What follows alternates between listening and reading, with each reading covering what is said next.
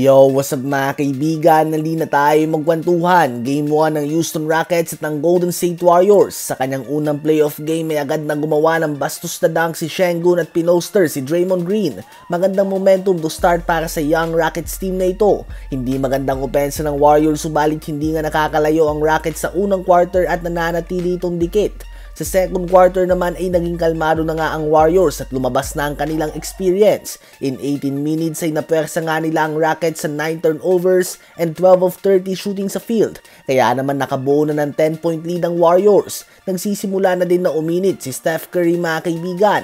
Kaya naman sa dulo ng first half kahit na gumawa ng 16 points and 7 rebounds si Sengun, nabaon pa din nga ng Warriors ang 47-34 lead by halftime. 16 points na si Curry at 13 points, 4 assists and 3 steals naman si Jimmy Butler. Si Jalen Green nga ay nagkakalat at nagtala lamang ito ng 2 points on 1 of 7 shooting sa field. Sa third quarter naman ay lumobo na sa mahigit 20 puntos ang lamang ng Warriors at halos isang dekada na nga mga kaibigan na laging tinutusta ni Curry ang Houston Rockets. Samaan pa ito ng playoff mode ni Jimmy Butler, tambak nga mga kaibigan ang kinalabasan nito.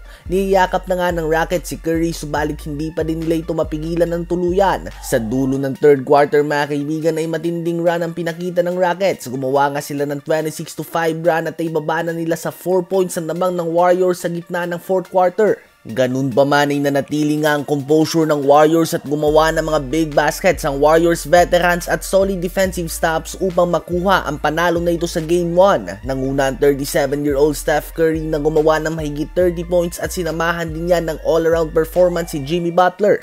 Ngayon ay tumungo naman tayo sa Game 1 ng number 1 seed Cleveland Cavaliers at ng 8 seed Miami Heat. Mainit nga ang opensa ng Cavs sa simula at gumawa sila ng 16-point lead sa first half. Ganun pa man, hindi nga sumusuko ang Miami Heat at talagang kumakapit sila sa game na ito. Sa last 4 minutes ng first half ay 2 points lang ang nagawa ng Cavs. Kaya naman ang 16-point lead nila ay naibaba ng Miami Heat sa 8 points by halftime. Matapos ang 3 points na ito mula kay Tyler Hero na nagtala ng game high 17 points sa first 2 quarters.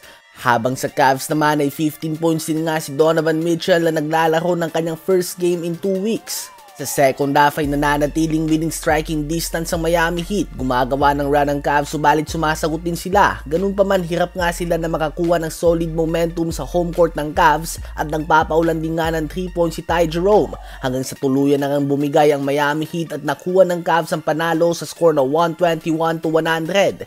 30 points, 5 rebounds, 4 assists and 4 steals si Donovan Mitchell.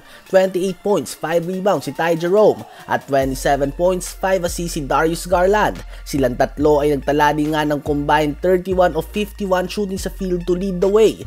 Game 1 nga mga kaibigan, nauwi ng Cavs ang panalo, 1-0 na ito.